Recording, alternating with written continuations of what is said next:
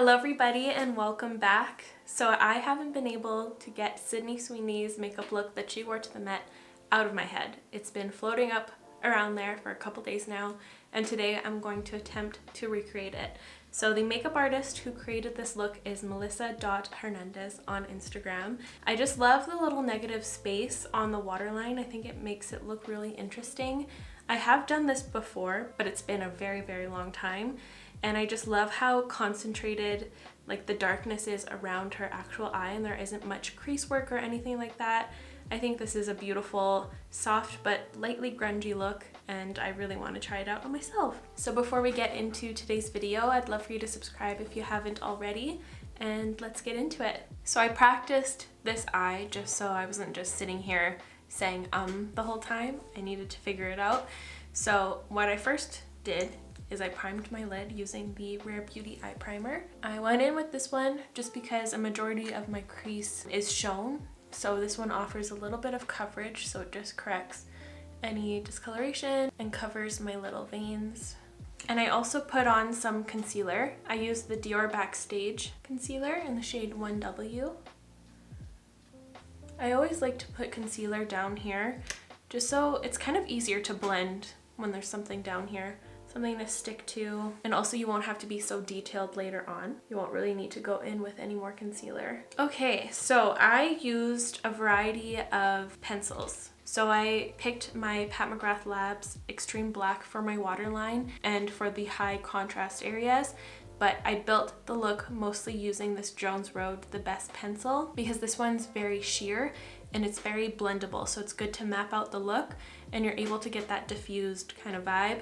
And then I used a nude pencil for this negative space as well as this negative space up here. So I'm first taking the Pat McGrath one and I'm going to shove this in my waterline. You can also tight line, which tickles me so bad. Woo! Make sure to skip a little area in the center. Now I'm switching over to the Jones Road pencil, and I'm going to use this on the outer parts of the eye look just to map everything out. So I'm flicking it, kind of doing like a rounded wing. I'm going to be taking a small brush. This one's from Huda Beauty. It's the smudge brush. I always like to start off with minimal product and then build up just so it's a little more manageable. So now I'm just gonna go back and forth from blending and adding more product just until I get a nice diffused contrasted look. I'm just going to take a little eyeliner brush. You can use an art store brush, but this specific one is an Anastasia 828, and I'm using the Pat McGrath one. I'm just gonna pick some up on my brush just so I get a very tight, precise line on my lash line here. I'm taking the Jones Road pencil again and I'm kind of outlining what I did in the inner corner. Taking that smudgy brush again to smudge. And it also kind of went up in here, so I'm being a bit more generous in this area.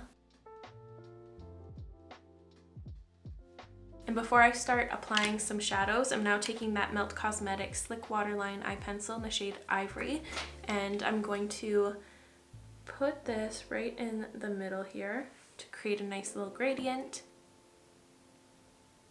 And it should create like a nice gradient. It shouldn't be that harsh.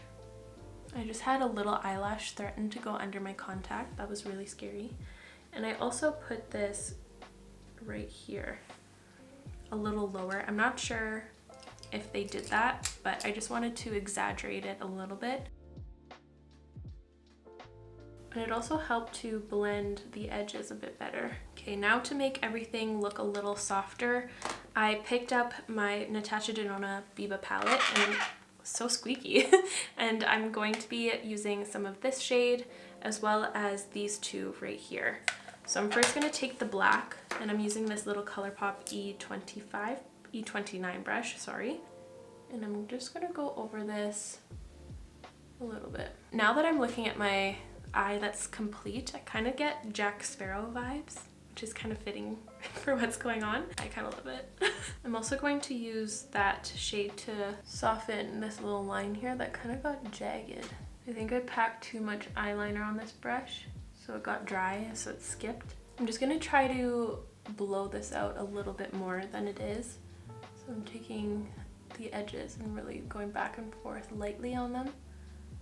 Then I'm going to take some of that TOR, which is another cream to powder formula, and it kind of gets extended out. So what I did, I just flicked it. I just went whoop. And if it goes too far, we haven't done our complexion yet. I just want this to be a nice smooth gradient. No choppiness at all. You can even take your sponge that has a little concealer left on it and just kind of pat to make it disappear. I think that's what she had going on. The photos I saw like didn't show the sides of her face. Her like sweepy bangs were covering it, but I'm assuming it kind of looked like this. And then I took that same TOR shade and I patted a touch in the inner here and on the edges over here. I used a little sculpture right on the lower lash line. I need to amp up the black. Here looks a lot lighter than this side, so I'm going to take some of that spot shade. So obviously I have a very different eye shape than Sydney Sweeney. Hers are a little bit more deep set and they're also a lot more wide in the center and they're kind of downturned. I love her eye shape, but I kind of recreated that deep setness with a little crease work, just a touch. I felt like it needed it to balance or else I felt too squinty. So I took this little fun brush. This is actually like a mascara brush. This is the mascara fan brush from Melt Cosmetics and I used that TOR shade from the BIBA palette and I just kind of made a crease. I just went whoop whoop whoop.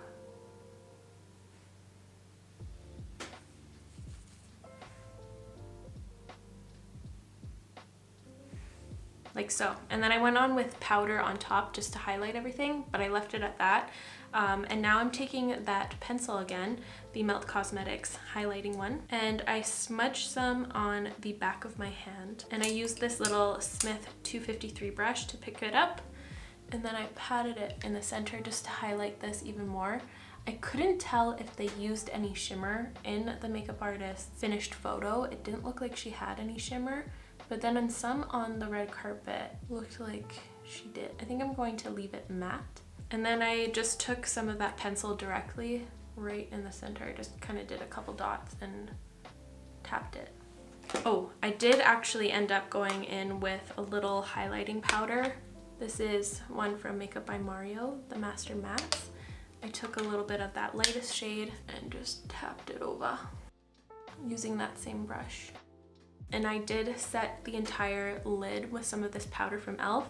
After I finished my drugstore video, I dropped this immediately and it shattered, but I still love it, so I'm just gonna use this to set my lid. It has a little bit of a tint, so it kind of corrected things further, and I went in with this just so that it set my eye primer. Sometimes if you use eye primer and it's unset with any eyeshadow or anything, it tends to move around a bit, so this is just to prevent that. And it also helped to soften this little crease thing I did. So now I'm just going to look back and forth between both of my eyes to see if they're even. And it looked like I needed a little bit more smudging in the center here. I'm just going to curl my lashes and apply some mascara. I used the MAC Stack mascara for my top lashes and the Glossier Lash Slick for my lower lashes. Classic combo. And here are the eyes just finished. I love them. I do really feel like Johnny Depp, and I feel like that's just because I have dark hair instead of blonde. But now let's move on to the base and everything like that. So she used mostly Armani beauty products, so it feels right to just go in with the Luminous Silk. But prior to doing that, I'm going to go in with a little bit of the AURIC Glow Lust in the shade Selenite. I want to under highlight. I feel like it'll be more the vibe. I'm going to apply that with this KOSAS sponge. For the Luminous Silk, I'm going to be going in with the shade 5.9.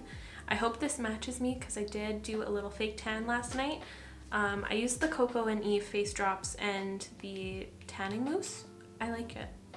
I'm quite a noob at fake tan. I don't do it as often as I should, just because I have a lot of white furniture and white bed sheets and such, so it kind of freaks me out. And for my skincare today, I wanted to mention it because I did switch it up.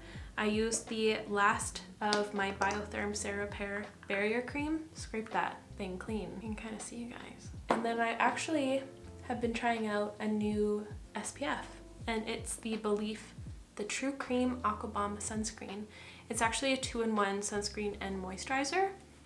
It looks like this, and it's SPF 50. I've been liking it a lot. I haven't used it just alone, just because I'm in the habit of just going in with a moisturizer prior to SPF, but I'm gonna try it out. But I've been using this for a week. I wanted to switch it up because I've been using the Supergoop for like a year straight, and there's been new ones coming out, and I was tempted. So far so good. I really like it. I like how it's 50 instead of 40. No white cast. It's very, very thin, and makeup goes on top of it really nicely. It doesn't feel greasy. It does not break me out, most importantly. Yeah, big fan so far. I'll keep you guys updated. That is going on very, very prettily. I have used the Luminous Silk recently, and I didn't super love it. It was the lighter shade though, so maybe just because I'm tanned, my makeup is going on better. I'm just gonna add a bit more concealer down here. I don't feel like I need it under my eyes. I just want to highlight, and that was, again, the Dior Backstage one.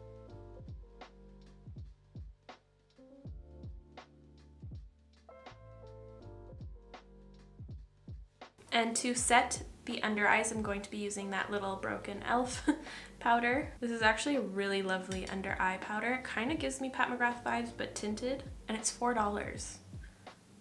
Crazy. And before I move on to the other stuff, it's bugging me that my eyebrows aren't done, so I'm going to quickly do that, and I will be right back.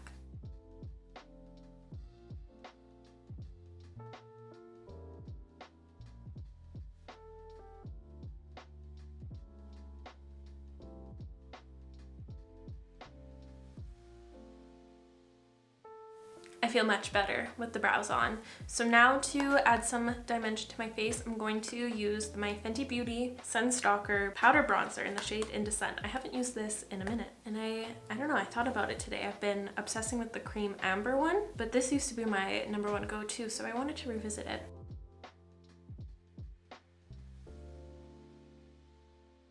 That's perfect. Perfect, perfect. Perfect. I do think that it's a little bit warmer just because it's brush washing day, so I have whatever bronzers I used this week on this brush, so I don't know, but it ended up nice.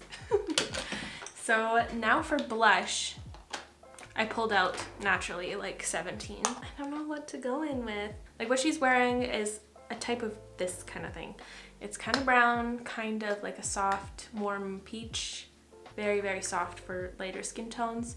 So I pulled NARS Hushed, which would be probably perfect. This one from M Cosmetics, Baroque, which would also be perfect, and it has some glow-giving properties. It's just a lot lighter. I have MAC So Natural. Ooh, this one might be spot on. Less pink. I have Glossier Dusk. Pretty, very pretty. And this one from Laura Mercier. They sent over almost the entire range, I think, of the tinted moisturizer blushes. This is the shade Provence, which looks like that, which might look a little dusty pink for this. I feel like the MAC Glow Play blush is the best option. They would all be good, to be honest. So if you have any of these, I think you're good. I wish I had someone to decide for me. Which one should I go in? Let me know in the comments. Team NARS, Team MAC. Let's go with Glow Play, just because her look is a lot more glowy, and this is matte. Yep. Looking at the time, it took me 4 minutes to decide. Oh my god. I'm going to use this brush. This is the Fenty Beauty Face 125. It's like a nice little angled brush.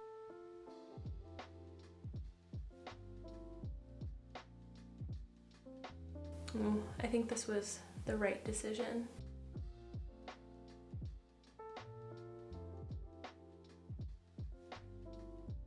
And then for her lips, they used Armani Lip Maestro. I don't have nude colors. I only have like vampy fall tones. So I'm gonna have to use something else. I have 3 options. So this one over here is NARS Intimate, which looks like pretty much perfect. In the middle here is Teddy 2.0, which I think will be too peachy. And that one over there is Baby Beige from Undone Beauty. I feel like Baby Beige might be the move. And they went for a really soft lip liner look. They wanted it to be kind of diffused. She described her whole process in the comments, which I really appreciate. So I'm gonna first line with the Melt Cosmetics Bare Lip Liner.